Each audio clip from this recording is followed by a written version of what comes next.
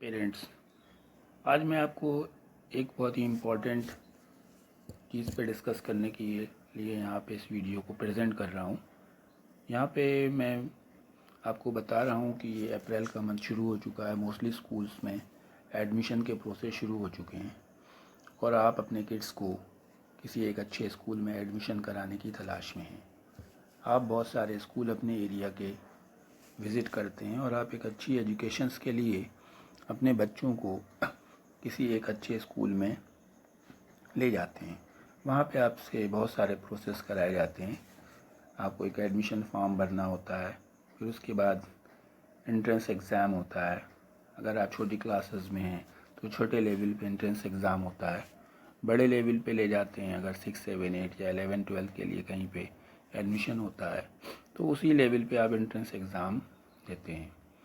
बहुत तरह के क्वेश्चंस वहाँ पे जो कमेटी होती है, एग्ज़ामिनेशन डिपार्टमेंट होता है या एडमिशन डिपार्टमेंट होता है या प्रिंसिपल होते हैं, वो आपसे बहुत तरह के क्वेश्चन पूछते हैं। फ़ीस स्ट्रक्चर्स आपको बताए जाते हैं।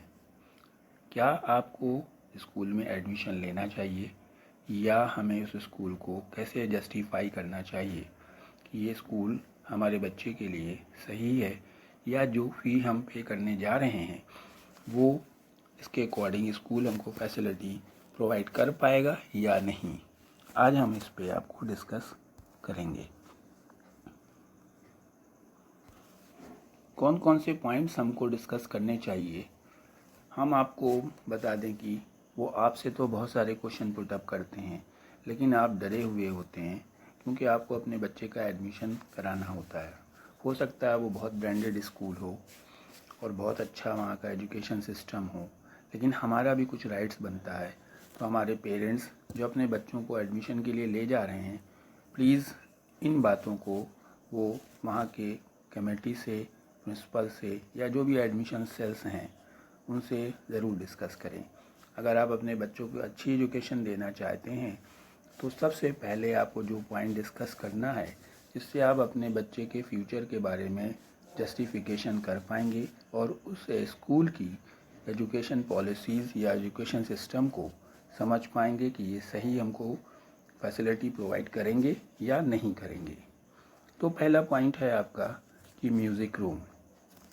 अगर आप स्कूल में पूछते हैं उसकी प्रिंसिपल से कि आपके स्कूल में म्यूज़िक रूम है, उसमें क्या क्या फैसिलिटी हैं, आप हमको म्यूज़िक रूम की विज़िट कराइए, तो आपको ये पता चल जाएगा कि स्कूल का लेवल क्या है और स्कूल में बच्चों के लिए जो म्यूज़िक या उससे रिलेटेड एक्टिविटीज़ हैं उसमें बच्चा क्या ऑक्यूपाई कर पाएगा, क्या लर्न कर पाएगा, क्या सीख पाएगा। अगर किसी स्कूल में म्यूज़िक रूम है, क्योंकि एडमिशन के टाइम पे म्यूज़िक रूम तो बना दिया जाता है लेकिन उसमें फैसिलिटीज़ नहीं हैं। मान लीजिए कि आप जाते हैं वहाँ पे, बच्चों के लिए हारमोनियम नहीं है, पियानो नहीं है, ड्रम सेट नहीं है, कांगो नहीं है या और जो प्लेइंग इंस्ट्रूमेंट्स होने चाहिए वो नहीं है, तो वो म्यूज़िक रूम का क्या यूज़ होगा या बच्चा क्या सीख पाएगा। और अगर किसी स्कूल में म्यूज़िक रूम नहीं है तो उस स्कूल की मॉर्निंग असेंबली अच्छी नहीं होगी। तो सबसे पहला पॉइंट जो हमको स्कूल के लिए वहाँ जा कर के वहाँ के प्रिंसिपल से या जो भी एडमिशन पैनल बना हुआ है उनसे पूछना है और म्यूज़िक रूम की विज़िट करनी ज़रूरी है। अगर म्यूज़िक रूम विज़िट करते हैं और म्यूज़िक टीचर मिलता है तो आप उससे बात भी कर सकते हैं। स्कूल एजुकेशन तो प्रोवाइड कर सकता है, टीचर तो अच्छे अब प्रोवाइड कर सकता है, लेकिन अगर मल्टी डायरेक्शनल डेवलपमेंट चाइल्ड का चाहिए तो जो चीज़ें नेसेसरीज़ हैं जिसमें एक म्यूज़िक रूम होता है वो अगर नहीं है या है और उसमें इंस्ट्रूमेंट नहीं है तो बच्चा कभी भी मल्टी डायरेक्शनल डेवलपमेंट उसका पॉसिबल नहीं होगा। आपका नेक्स्ट क्वेश्चन जो कि एडमिशन पैनल से या वहाँ के स्कूल के प्रिंसिपल से होना चाहिए कि आपके पास लैब अटेंडेंट है, उससे मेरी मीटिंग करा दीजिए। देखिए, कोई भी बोर्ड के अकॉर्डिंग, चाहे वो ICSE हो, CBSE हो या कोई स्टेट बोर्ड हो, सबके अकॉर्डिंग स्कूल को एफिलिएशन तभी होता है जब उसके पास प्रॉपर लैब्स होती हैं। स्कूल लैब तो बना लेते हैं, उसमें कुछ थोड़ा बहुत सामान भी रख लेते हैं, लेकिन उनमें लैब अटेंडेंट यानी कि जो एक उसमें वर्क करने वाला पर्टिकुलर लैब में पर्सन चाहिए होता है, वो उसको अपॉइंट नहीं करते। लैब को सेट कर देते हैं, एडमिशन टाइम पे बहुत अच्छे से डेकोरेट होती हैं, सजी हुई होती हैं, देखने में अच्छी लगती हैं, लेकिन वो बिना लैब अटेंडेंट के, बिना उसके अंदर वर्क करने वाले पर्सन के बेकार होती हैं। और ऐसा मोस्टली स्कूलों में पाया जाता है कि स्कूल्स में लैब अटेंडेंट नहीं होते, टीचर्स क्लास में पढ़ाते हैं और पढ़ाने के बाद खुद ही लैब में ले जाते हैं, कोशिश करते हैं कि उनको कराया जाए, लेकिन ये पॉसिबल नहीं है कि बिना लैब अटेंडेंट के हम एक लैब को चला पाएँ। अगर आपका किड्स 6, 7, 8 से की क्लासेस में एडमिशन ले रहा है या उसके ऊपर की क्लासेस में एडमिशन ले रहा है, तो उसको लैब्स की नॉलेज ज़रूर होनी चाहिए, प्रैक्टिकल नॉलेज ज़रूर होना चाहिए। और प्रैक्टिकल नॉलेज होने के लिए उसमें लैब अटेंडेंट का होना ज़रूरी है। और अगर एक लैब अटेंडेंट नहीं है तो वो स्कूल एक अच्छा एजुकेशन प्रोवाइड करने में असफल रहेगा, क्योंकि लैब तो बनाना नॉर्म्स के अकॉर्डिंग बाय लॉज किसी भी बोर्ड्स के गाइडलाइंस के अकॉर्डिंग कंपलसरी है, मैंडेटरी है, लेकिन उसमें अगर आप लैब अटेंडेंट नहीं प्रोवाइड करेंगे तो बच्चों को लैब की प्रैक्टिकल की एजुकेशन पॉसिबल नहीं है। मोस्टली स्कूल में क्या देखा जाता है कि स्कूल में रेगुलर बेसिस पे लेबोरेटरीज़ में वर्क नहीं होता, और वो सिर्फ कुछ ही मंथ, अप्रैल के मंथ में एडमिशन के ड्यूरेशन में बच्चों को दिखाने के लिए, पेरेंट्स को दिखाने के लिए, एडमिशन को करने के लिए लैब्स को अच्छे से डेकोरेट करते हैं, लेकिन जब एडमिशन्स हो जाते हैं तो उनमें लैब अटेंडेंट ना होने की वजह से उनको सही प्रैक्टिकल की इंफॉर्मेशन, नॉलेज नहीं हो पाती।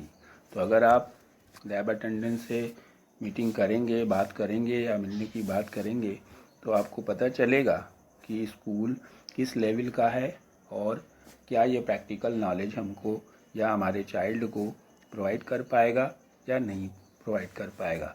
अगर बच्चा प्रैक्टिकल नॉलेज नहीं ले पा रहा तो भी उसका ओवरऑल डेवलपमेंट या जो टेक्निकल डेवलपमेंट है वो इम्पॉसिबल है।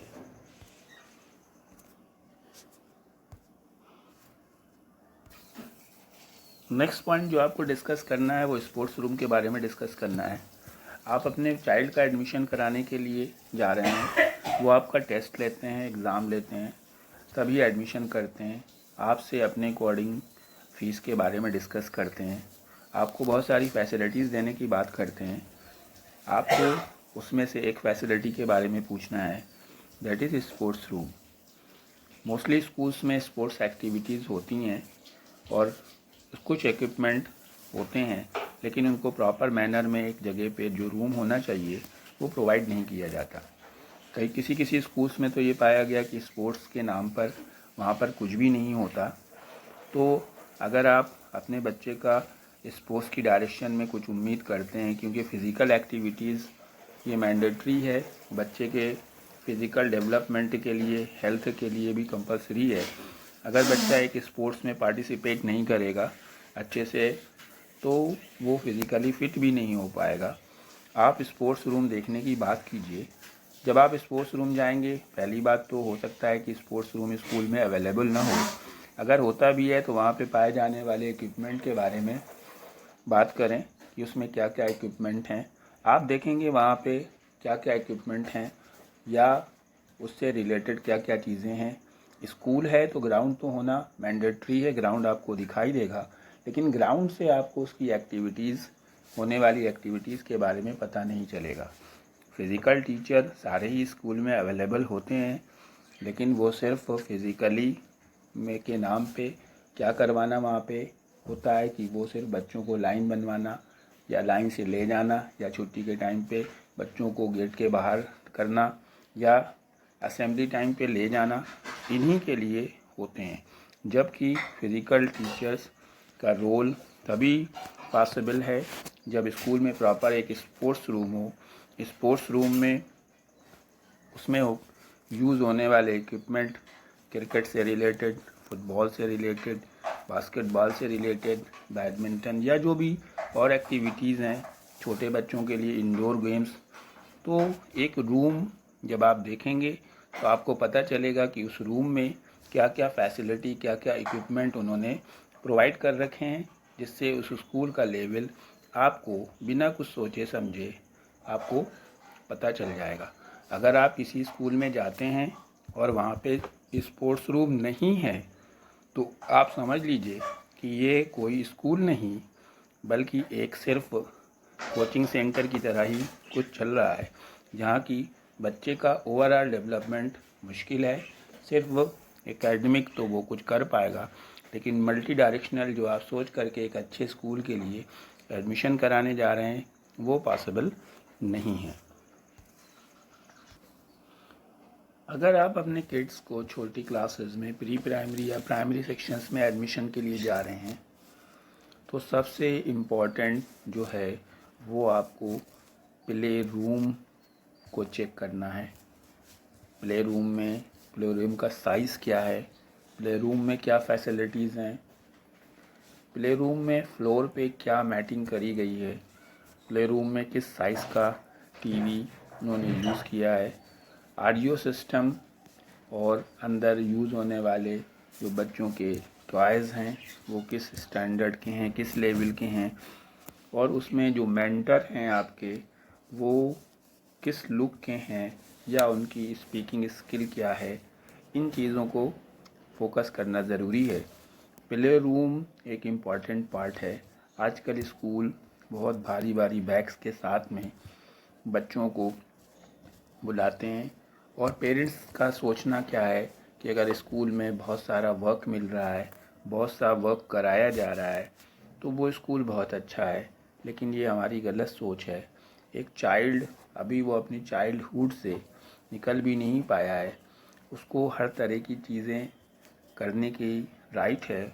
उसे उसका अपना जो चाइल्डहुड है उसे करने दीजिए, उसको प्रॉपर एंजॉय करने दीजिए। स्टडी ज़रूरी है, प्ले रूम होना ज़रूरी है। अगर प्ले रूम अच्छा है तो आप जो है उसको एक अच्छे उससे स्कूल में जज कर सकते हैं। डियर पेरेंट्स, सबसे इम्पोर्टेंट रोल जो है, जो सबसे ज़रूरी है स्कूल में, वो अब आपको बताने जा रहा हूँ।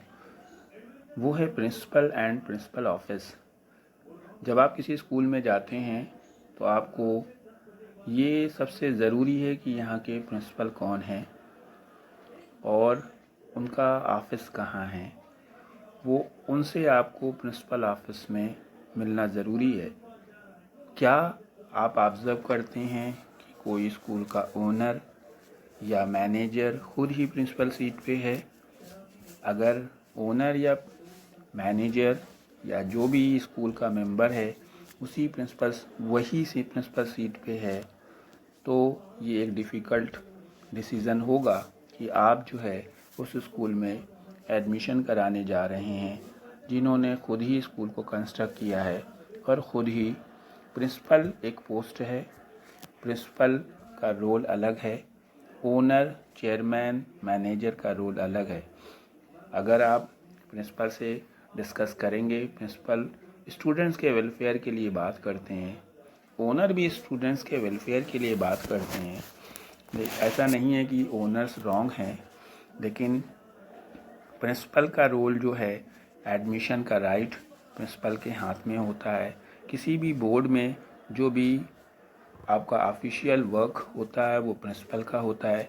तो अगर किसी स्कूल में आप देखते हैं कि प्रिंसिपल की सीट पे ओनर या मैनेजर ही बैठे हैं तो वो स्कूल कभी भी किसी भी एंगल से अच्छा नहीं हो सकता। माना जा सकता है कि उसमें बहुत एडमिशन है, बहुत बच्चे पढ़ते हैं, बहुत अच्छी एजुकेशन दे रहा है, लेकिन कोई एक प्रिंसिपल का सोचना अलग होता है और ओनर का सोचना अलग होता है। अगर किसी स्कूल का आपको एग्ज़ाम्पल देता हूँ कि कोई प्रिंसिपल ओनर ही प्रिंसिपल बना हुआ है तो वो लाइफ टाइम एक ही पर्सन वो वहाँ का प्रिंसिपल रहेगा और उसकी सोच एक ही होगी और उसी लेवल पे सोच पाएगा। लेकिन अगर किसी स्कूल का प्रिंसिपल कोई डिफरेंट पर्सन है जो कि ओनर के थ्रू अपॉइंट किया जाएगा, तो अलग अलग टाइम पे वैरायटीज़ के प्रिंसिपल आएंगे और सब की सोच अलग होगी और सब अलग अलग ढंग से काम करेंगे और वो अपने पुराने प्रिंसिपल्स के टेन्योर से अच्छा करने की कोशिश करेंगे, जिससे स्कूल का और चाइल्ड का डेवलपमेंट और अच्छा होगा। तो पेरेंट्स, हमने आपको ये 5 पॉइंट जो बताए हैं, उन 5 पॉइंट्स को देख करके आप किसी भी स्कूल में एडमिशन करिए। अगर आपको ये 5 पॉइंट सेटिस्फाइड नहीं करा पाते हैं, तब आप अपने उनके प्रिंसिपल से या ओनर जो भी एडमिशन सेल पे बैठे हुए हैं, हो सकता है कहीं कहीं ये भी देखा जा रहा है कि ओनर खुद बैठ कर के एडमिशन सेल में काम कर रहे हैं और एडमिशन ले रहे हैं। ओनर के पास इतना टाइम कहाँ है या मैनेजर के पास इतना टाइम कहाँ है कि वो किसी भी बच्चे के लिए एडमिशन के लिए वो बैठा हो। ये प्रिंसिपल के पास भी इतना टाइम नहीं होता। ये ऑफिशियल वर्क है। प्रिंसिपल का काम सिर्फ सिग्नेचर करना होता है। ओनर का काम ये जानना होता है कि इस साल कितने एडमिशन हमारे स्कूल में हुए हैं और हमें उनके लिए क्या क्या फैसिलिटी प्रोवाइड करवानी है। अगर आप इन चीज़ों को पा जाते हैं, तब तो आप अपने बच्चे का एडमिशन कराइए। अदरवाइज़ आप उनसे क्रॉस क्वेश्चन कर सकते हैं कि सर, आपके यहाँ लैब अटेंडेंट नहीं है, आपके यहाँ म्यूज़िक रूम नहीं है, आपके यहाँ स्पोर्ट्स में ये चीज़ें नहीं हैं, और फिर वो आपकी बात को मानेंगे भी और आपके अकॉर्डिंग आपको फीस में भी कुछ डिस्काउंट प्रोवाइड करेंगे। अगर वीडियो अच्छी लगी है तो कमेंट सेक्शन में ज़रूर बताइए। हम बच्चों के भविष्य के लिए, अच्छी एजुकेशन के लिए आप सबकी को शुभकामनाएं देते हैं। धन्यवाद।